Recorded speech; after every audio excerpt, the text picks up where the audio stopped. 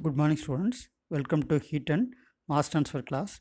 Today, you are going to learn about basis of heat transfer. Transfer of thermal energy.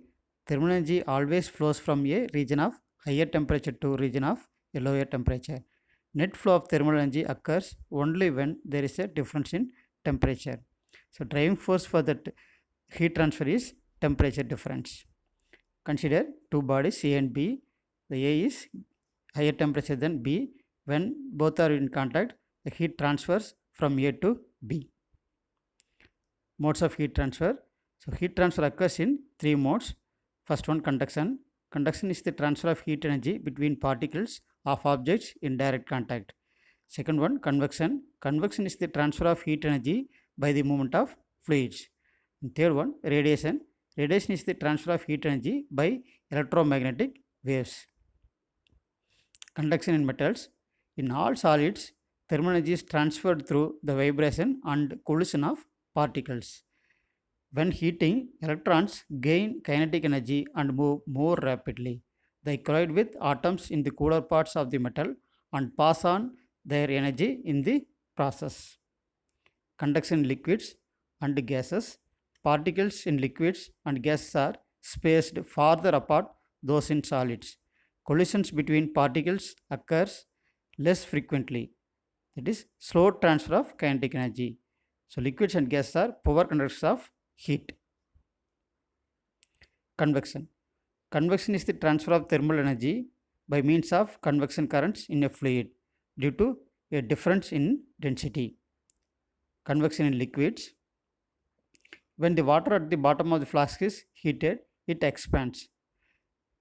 The expanded water is less dense than the surrounding water and it rises. Since the upper region is cooler, it is denser and therefore it sinks. The difference in the densities of water in the different regions sets up a convection current. In convection gases, look at the picture. There are two chimneys. One is placed above the candle. When the air above the candle is heated, it expands. The expanded air is less dense than the surrounding air and rises out of chimney B. Since the surrounding air is cooler, it is denser and therefore sinks into chimney A. The difference in the densities of the air at the current at the different chimneys sets up a convection current. Conduction versus convection. In conduction, thermal energy is transferred from one particle to another. In convection, thermal energy is transferred through the actual movement of the heated particles from the warmer to cooler parts of the fluid.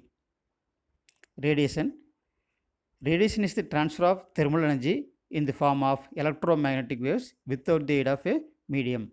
All bodies emit infrared radiation. Infrared radiation does not require a medium to be transmitted. This is how the earth is warmed by the sun. Okay.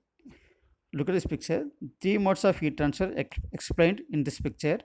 When a wood is burning, if we put our hand just above the fire, we can feel the heat. This is due to convection. That is, the moving gases carry the heat. If we put a rod in the fire, we can feel the heat in other end due to conduction. So heat is conducted through particles of the rod. We can also feel the heat due to radiation. Then conductors. A material through which heat can move easily is called a conductor. Iron, silver, aluminum, stainless steel and copper are all examples of metals that are good conductors. Then insulators.